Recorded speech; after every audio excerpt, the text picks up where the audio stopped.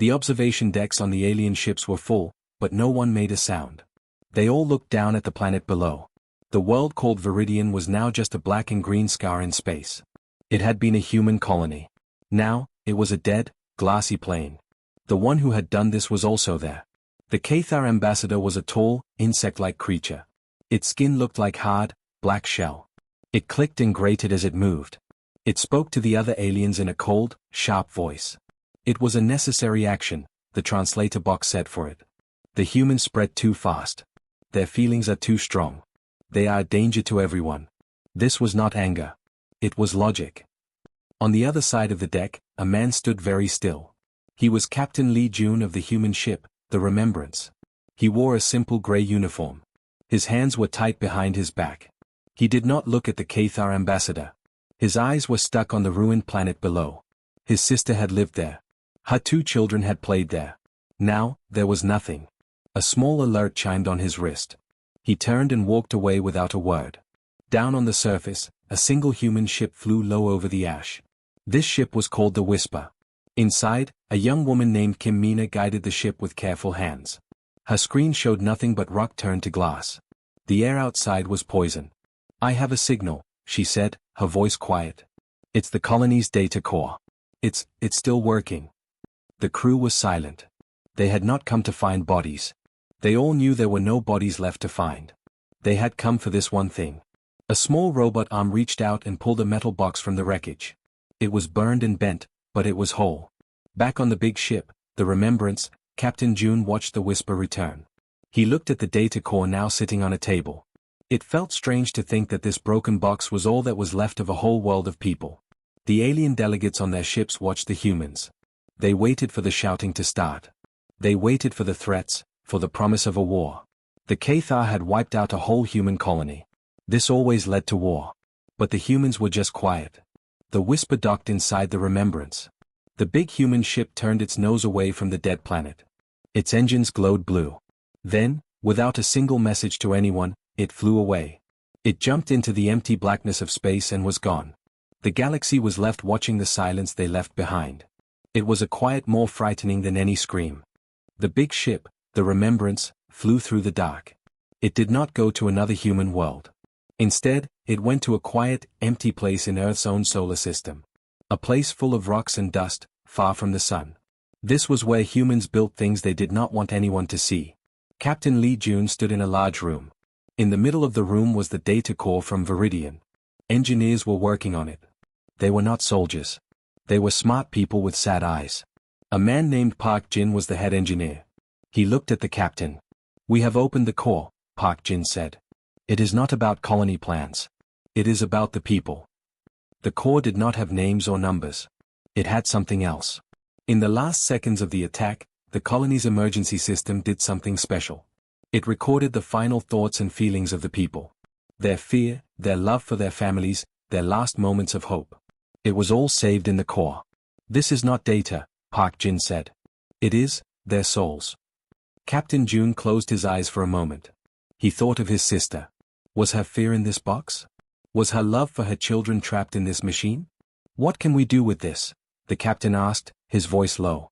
"We can remember," Park Jin said. "But we can also make others remember." The engineers had a plan. They would not build a bomb or a warship. They would build a different kind of machine. A transmitter. But not for sending messages. It was for sending feelings. A woman, Dr. Lee Sijin, explained it. "The Cathar are a hive," she said. "They think together. They feel together, but only for themselves. They do not understand individual pain. They cannot feel what one person feels." She pointed to a screen showing the design. It was a giant ring, built around a small moon. "This will send a signal," she said. "A very special signal. It will carry the feelings from the data core. It will send the fear, the love, the sadness. It will send it all directly into the Cathar hive mind. We will not attack their bodies. We will attack their understanding."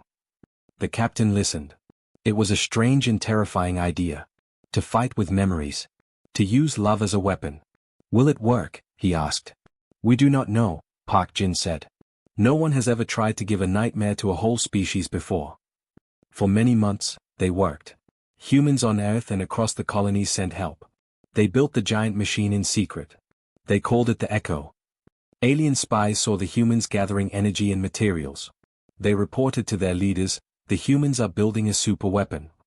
The Cathar heard this. They laughed. They built more warships. They prepared for a big fight. They were ready for lasers and explosions. They were not ready for what was coming. They were not ready to feel. The giant machine, the Echo, was finished. It was a silent ring around a cold, gray moon. Inside the control room, people were quiet. The only sound was the low hum of power building up. Captain Li Jun stood next to Dr. Li Sijin. She looked at her screen. "The signal is ready," she said. Her voice was soft, but it carried in the quiet room. "It will not hurt their ships or their buildings." "What will it do?" the captain asked. "It will give them a memory," she said. "A memory that is not theirs." She pressed a button. There was no loud noise. No bright flash of light. The machine simply glowed for a second, then went dark. A signal, invisible and silent, flew across space. It moved faster than light, heading straight for the Cathar home world. On the Cathar home world, a soldier stood guard. His name was GRKT. He was not an individual. He was a part of the whole. He felt what the hive felt, a simple, calm purpose. His job was to protect. He did not feel happy or sad. He just was. Suddenly, a feeling hit him. It was a feeling he did not know. It was warm and soft. He felt small arms around his neck. He heard a word in a strange language, Appa. It meant dad. For a single second, GRKT felt a father's love for his little girl. Then, the sky burned. A wave of pure heat. A terror so sharp it cut into his mind. The feeling of a body turning to dust. The last, confused thought of a child. "Why is it so hot?" GRKT screamed. It was a sound of pure pain. He dropped his weapon. He clutched his head. These were not his memories. This pain was not his. But he felt it. He felt all of it. All across the planet, the same thing happened. Workers stopped working. Leaders stopped leading. Every single Cathar was suddenly alone in their mind, drowning in the final moments of a human they had never met. The hive mind was like a beautiful song sung by millions of voices. The human signal was a scream. A single, terrible scream that broke the song into a million pieces. The connection that bound them all together was shattered. Now there were only individuals, each one living a nightmare that belonged to someone else. The great Cathar war fleet, waiting for human ships to attack, went silent. The soldiers on the ships were curled up on the floor, shaking. They could not fight a feeling. They could not shoot at a memory. On the human observation ship, people watched their screens. They saw no explosions. They saw no battle. "They are just stopping," an officer said. Captain June watched the main screen. It showed the Cathar home world. Their communication networks were filled with panic and confusion. It was not the silence of defeat. It was the noise of a terrible understanding. "It is working," Dr. Li Sijin said. There was no happiness in her voice. Only a deep, cold sadness. The galaxy watched. They saw the mighty Cathar Empire fall. But it did not fall to bombs. It fell to the memory of a little girl calling for her father. It fell to the love it had tried to erase.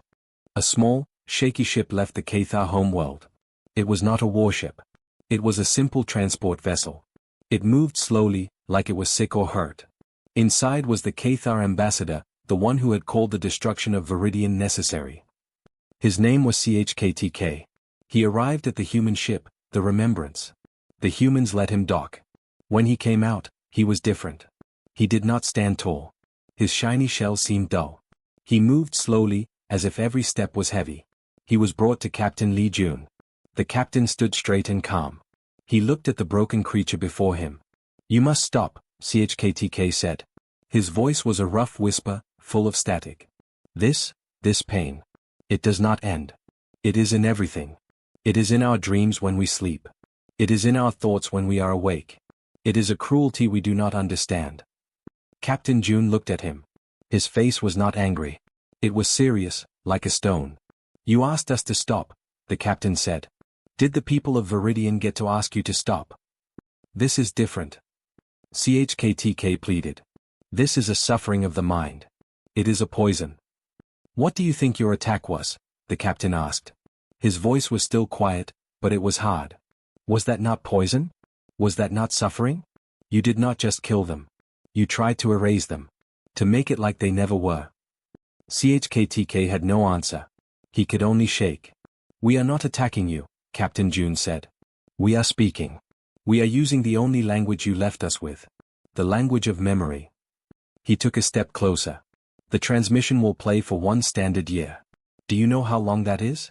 It is the exact amount of time a child born on Viridian would have needed to grow, to learn to walk, to speak, to love. You took that year from her. Now, you will live it with her. You will know her. You will know all of them. The captain turned his back. The meeting was over. You call this a gift? CHKTK whispered, horrified. No, Captain June said, without turning around. We call it an echo. And you will listen until it is done. The broken ambassador was led back to his ship. He carried no new message of peace or threat. He carried only the certainty of more pain. He now understood the human silence after the attack.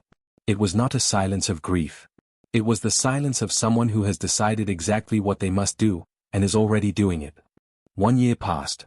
On the human ship near the Cathar world, a light on a console turned from red to green. A soft chime sounded. Dr. Lee Sujin looked up from her screen. She looked very tired. It is done, she said. The echo has stopped. The signal ended.